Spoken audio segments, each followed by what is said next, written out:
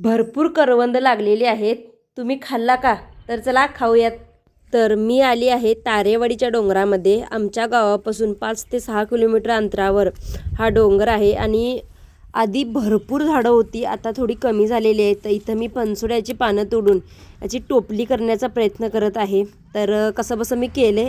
सगळी करवंद पिकलेली आहेत आणि इतकी गोड आहेत.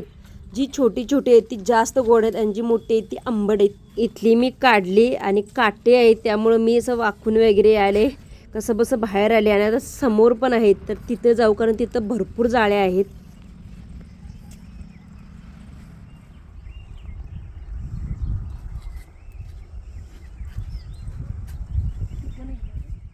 तुम्ही खाल्ली की नाही करवंद मला नक्की कमेंटमध्ये सांगा आणि व्हिडिओ कोणत्या भागातून बघत आहात ते पण सांगा, म्हणजे मला समजेल की माझा व्हिडिओ कुठंपर्यंत गेलेला आहे. आणि व्हिडिओ आवडला तर चॅनलला सबस्क्राईब करायला विसरू नका. बाय.